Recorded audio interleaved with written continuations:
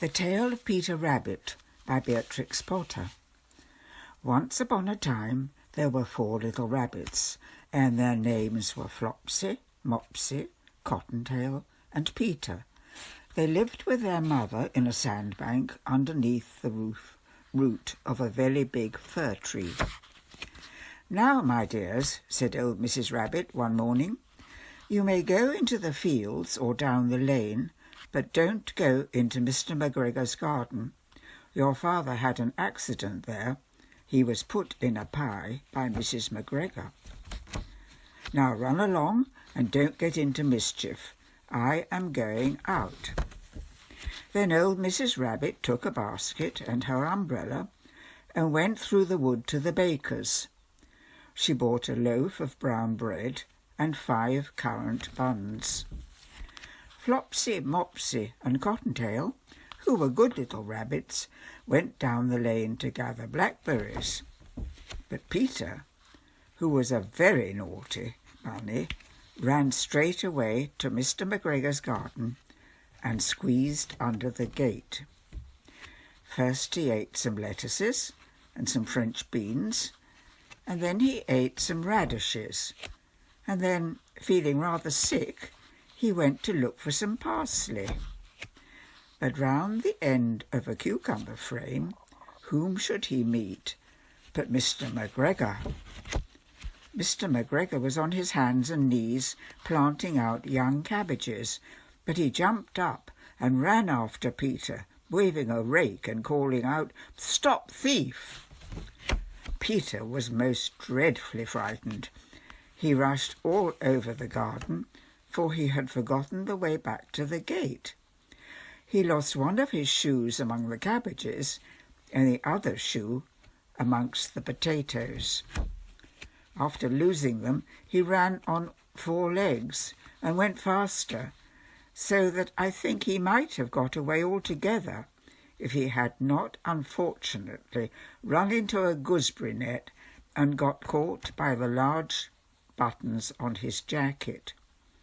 It was a blue jacket with brass buttons, quite new.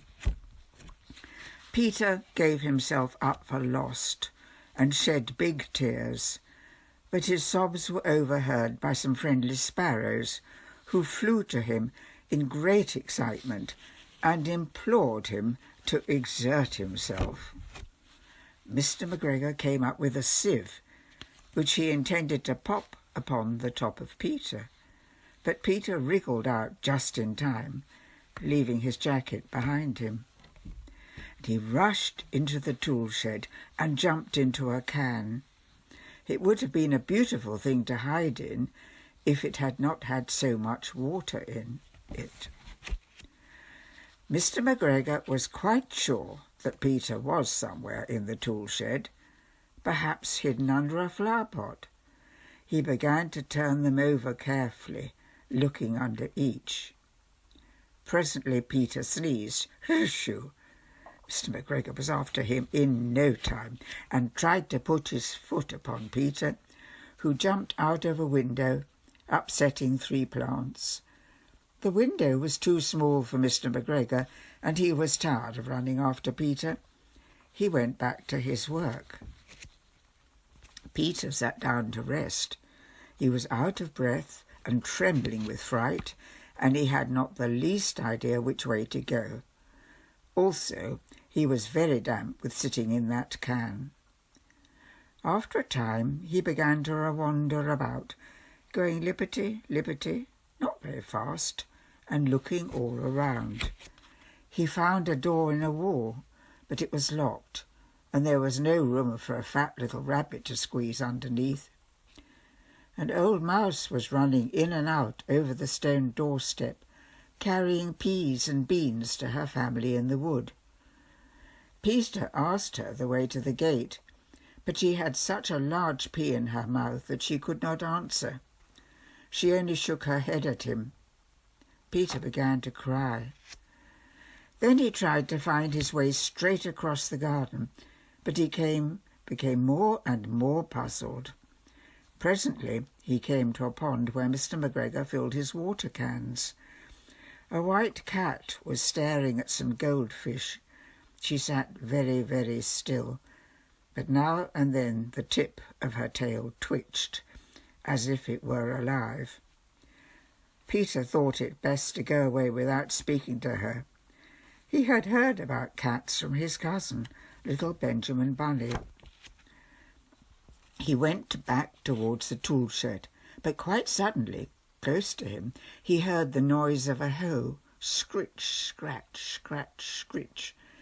Peter scuttered underneath some bushes, but presently, as nothing happened, he came out and climbed upon a wheelbarrow and peeped over. The first thing he saw was Mr. McGregor hoeing onions. His back was turned towards Peter, and beyond him was the gate. Peter got down very quietly off the wheelbarrow and started running as fast as he could go, along a straight walk behind some blackcurrant bushes. Mr. McGregor caught sight of him at the corner, but Peter did not care. He slipped underneath the gate and was safe at last in the wood outside the garden.